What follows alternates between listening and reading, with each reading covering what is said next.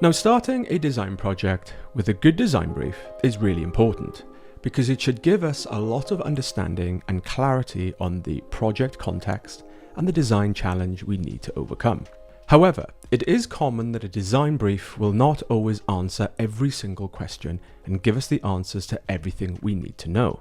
Typically, a design brief will set the direction of a project, which sometimes requires a little more research in order to fully understand everything, so we as designers can be best prepared and informed to do a great job and deliver an appropriate design solution. When it comes to logo design, the more we know about the company or product we are designing for, the easier it will be to discover and generate ideas to base our logo design on later in the process. In the last video, we looked at a technique to get ideas from a brief and plan for the next step in the design process.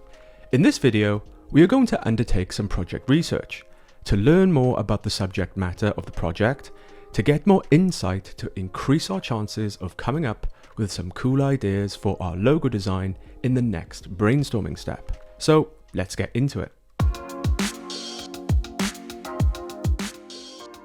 So here I am with my design process checklist. Once adequate time has been spent on reviewing the design brief and we have checked each task, we can now move into step 2 in phase 1. So the second step in the discovery phase is project research. The purpose of this step is really important. Once you have reviewed and summarized the brief and are confident you understand the full requirements, it's wise to undertake some project research. At this stage, you are still holding off starting the process of generating creative solutions. Here, we want to spend just a little time to know more.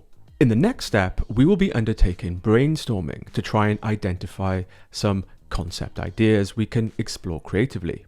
To do a good job on that, we will want to gather as much intelligence and information about the subject matter as we can to inspire thinking in the brainstorming session. In this step, we want to look into all the points we listed previously in our research direction and learn more about the project subject matter in general and the competition if necessary.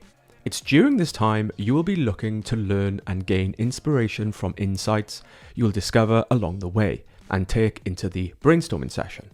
So to undertake project research for my logo design involves 3 tasks. Task 1, definition and synonyms. Task 2, learn more about the nature of the product or business. And task 3, competitor research. So looking back at my brief summary document, on the last 2 pages, we have our research direction. If you want to follow along, you can get my brief summary document from the course folder.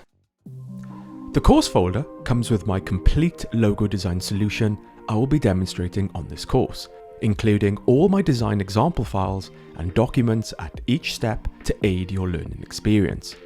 The folder also comes with design resources, such as a logo design process checklist, process documents and templates, a project folder structure, color sample charts, and a logo proposal document example, all of which you can not only learn from, but use in your own design process. To get the full learning experience and use the resources to help develop your own logo project, I recommend you get the course folder. Download link with instructions is in the description.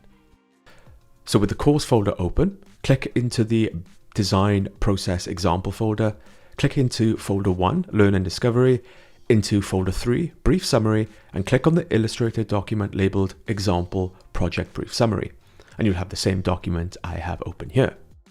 Now, when designing for logos, there are 2 really good places to look for ideas. 1 in the name and 2 in the nature of the product or business. Now, when researching for logo design, it's really good to study the name and the nature of the product or business, because to understand this will hopefully lead us to come up with some ideas for a potential logo design. So let's begin with the first task. 1. Definition and synonyms. So the first thing on my list here is, what is euphoria? Now, when designing for a company or product, there will always be a name or word that the logo will need to represent visually. In this instance, the festival we are designing for is called Euphoria. Now, Euphoria as a name is quite broad, does not suggest an immediate idea, and can be interpreted in a variety of ways. In cases like this, When undertaking project research for logos, I like to begin by looking up the definition of the name or word and any synonyms. I use this technique to better understand a name or word and unpack meaning, as this helps consider alternative ways of interpretation. To do this, I like to use Wikipedia and a thesaurus. So here I'm looking on a Wikipedia page to learn more about euphoria, where I can get a clear definition. And next, I'm looking on a thesaurus website at the word euphoria, where I can see a range of alternative words and meanings. So with the definition and some synonyms, I'll pop them into my project research document.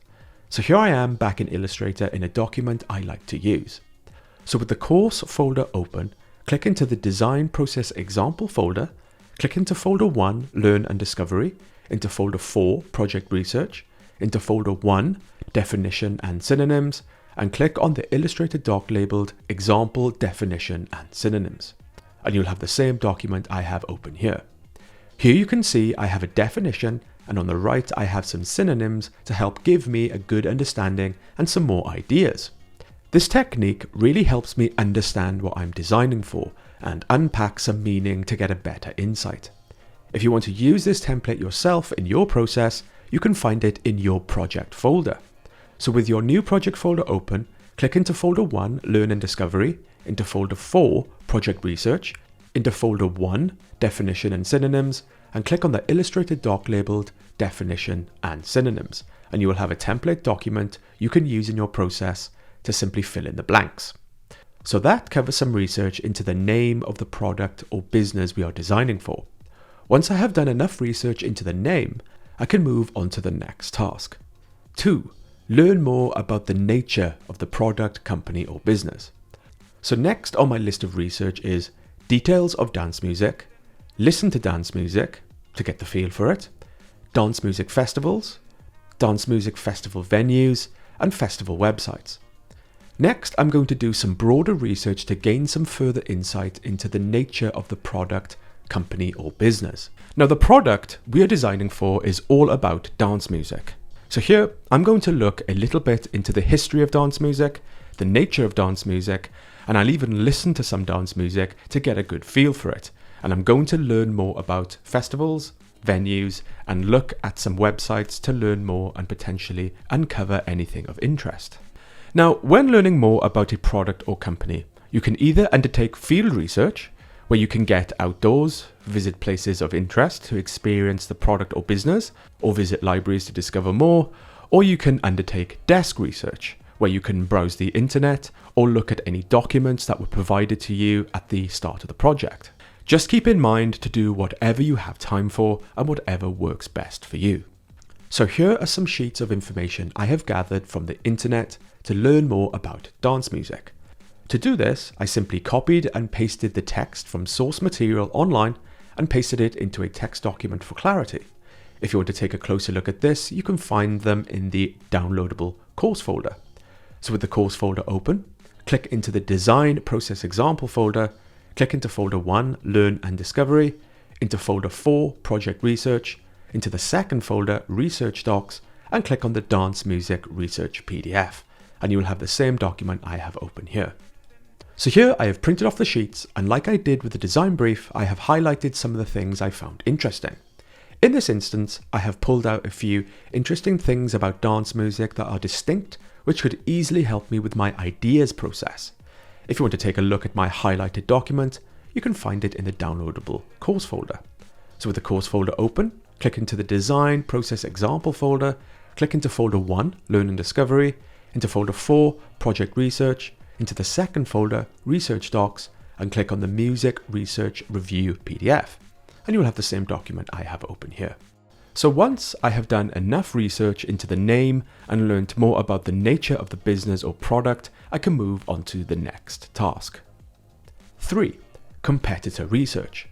So reflecting back on my brief summary doc, for competitor research, I also wanted to look at the following: other dance music festivals, logos for other dance music festivals, logos for music festivals in general, dance music festival websites and how they have presented themselves, what language and tone do they use, and how do they market and promote on social media.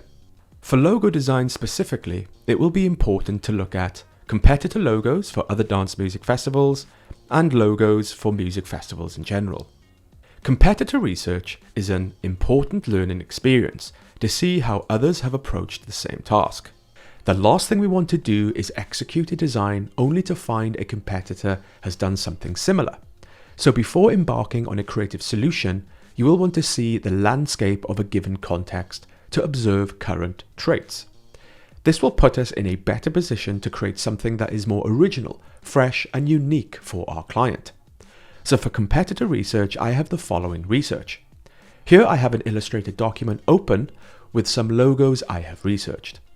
So with the course folder open, click into the design process example folder, click into folder 1, learn and discovery, into folder 4, project research, into the competitor research folder, and click on the example competitor logos document, and you will have the same document I have open here. So on the left, I have some dance music festival logos, and on the right, I have some general music festival logos. Looking at the dance festival logos on the left, we can see we have a variety of logos with a variety of styles, some simple to more complex.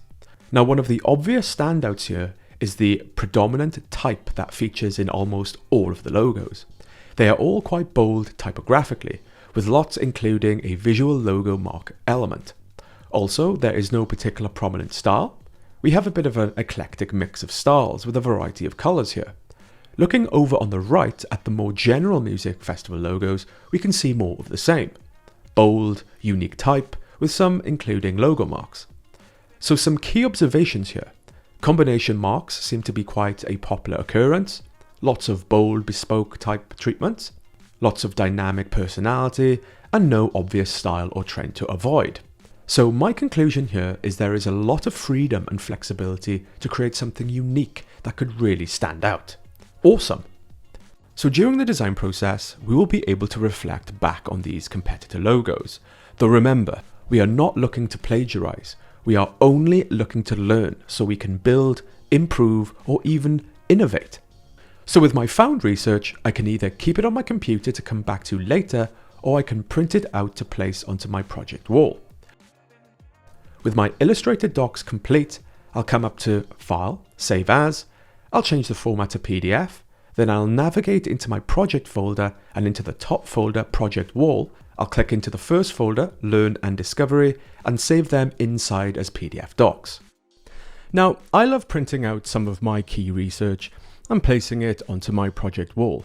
I find it makes it much easier to glance at during my design process to keep me focused. Now, some of my research, however, may be just printed sheets and documents. So whatever I don't put up on my project wall, I will print out and place into my physical project folder, which I can refer back to easily in the future. Now, in this video, I demonstrated my process to undertake project research to learn more about the product or company. Now, you are welcome to follow along with me and my example, but if you're following along with this course and looking to undertake your own process as an exercise, I would recommend doing this now. So if you're following along and want to practice, take a pause and carry out your process. Before moving on, have a go at undertaking your own research to learn more about the product you are designing for and do some research to discover competitor logos. You may find some different information and examples to what I have found. Remember, you can use my templates, which you can find in the project folder. Once you have undertaken your own project research, let's continue. Now, it's important to mention that project research does not necessarily end there. Project research will be an ongoing part of the design process as we develop our work and come up with more questions that will need answering. However, at this point, what I have here is some really good information, and I have gained some valuable intelligence I did not know before. This is why a little project research before jumping straight into the ideas generating process is so good. We can't know everything about everything. Sometimes we do need to take some time to learn about the subject we are designing for, so we can develop better informed, meaningful solutions. The ability to seek out information is a quality that makes a good designer.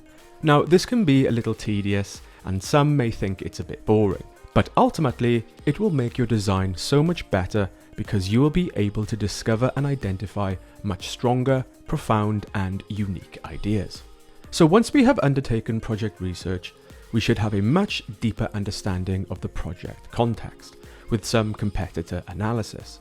This is going to put us in a stronger position to start thinking about possible creative solutions.